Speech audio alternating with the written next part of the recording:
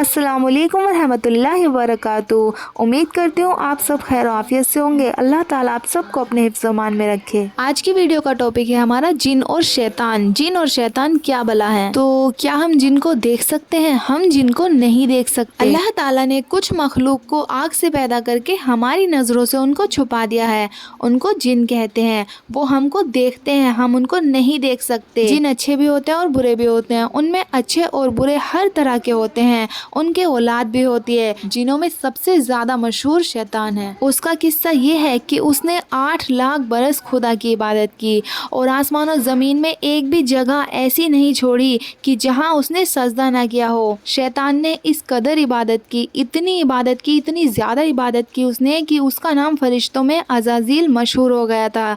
जब अल्लाह ताला ने हजरत आदम अलैहिस्सलाम को पैदा किया तो फरिश्तों को और शैतान को हुक्म दिया कि आदम को सजदा करें। तो जितने भी फरिश्ते थे सब फरिश्तों ने सजदा किया, लेकिन शैतान ने बड़ाई और गुरूर तकब्बुर की वजह से सजदा ना किया। अल्लाह ताला ने फरमाया, ए इब्लीस, तूने हमारे हुक्म से आदम को सजदा ना किया। शैतान ने कहा कि मैं आदम से अच्छा हूँ, मुझे तूने आग से पैदा किया है और आदम को एक सड़ी हुई मिट्टी से, फिर मैं इस हकीर और जलील को कैसे सजदा करता। अल्लाह ताला ने फरमाया, ए शैतान, तूने हमारी नाफरमानी की और तूने तकब्बुर किया, बस दूर हो जा हमसे और निकल जा हमारी जन्नत से कि तू बेहुक्मी करके काफिर हो गया। कयामत तक तुझ पर हमारी लानत और फटकार है। शैतान बहुत खूबसूरत था, मगर उसी वक्त अल्लाह ताला की नाराजगी और लानत का ये असर हुआ कि उसकी सूरत बदल गई, आंखें छाती पर आ गई और लानत का तोक हमेशा के लिए गले में पड़ गया और नाम शैतान रखा गया। और फिर शैतान ने अल्लाह ताला से मोहलत मांगी। शैतान ने कहा,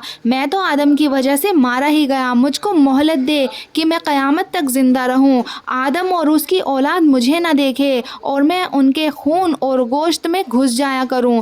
हुक्म हुआ, ये दरख्वास्त तेरी कबूल की और तुझको मोहलत दी। शैतान ने कहा कि बस अब मेरा काम बन गया, मुझे भी तेरी इज्जत की कसम है कि आदम से और उसकी औलाद से बदला लूंगा और उनको तेरे हुक्मों से रोकूंगा, मगर जो तेरे ताबेदार बंदे होंगे वो मेरे मकरो फरेब में नहीं आएंगे। अल्लाह ताला ने फरमाया कि तू सच कहता है, खूब सुन ले, हम भी सच कहते हैं, जो कोई तेरी ताबेदारी करेगा हम उसको और तुझको दोज़ख में डाल देंगे। तो शैतान क्या कर रहा है? शैतान हमसे बदला ले रहा है ताकि हम भी उसके साथ दोज़ख में डाले जाएं। तो हमें शैतान के मकरो फरेब में नहीं आना है, हमें शैतान की साजिशों में नहीं आना है, उसकी चाल हमें कामयाब नहीं होने देनी है। हमें अल्लाह ताला के हुक्मों पर चलना है, ना कि शैतान के। हमें शैतान के बहकावे से दूर रहना है। तो मुसलमान भाइयों और बहनों, हमें इससे सबक हासिल करना चाहिए। शैतान के मकरो फरेब से बचो, तकब्बुर और बड़ाई को छोड़ दो, अल्लाह रसूल के हुक्मों पर चलो। बस इतना समझ लो कि जब अल्लाह और रसूल के खिलाफ कोई काम हो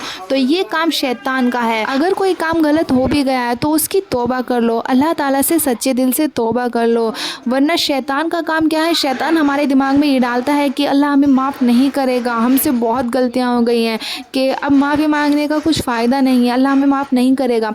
तो ये शैतान की चाल होती है, वो हमारे दिमाग में ऐसे ख़यालात डालता है कि हम अल्लाह ताला से तौबा ना कर पाए और हम भी जहन्नम में डाले जाएं, दोज़ख में डाले जाएं।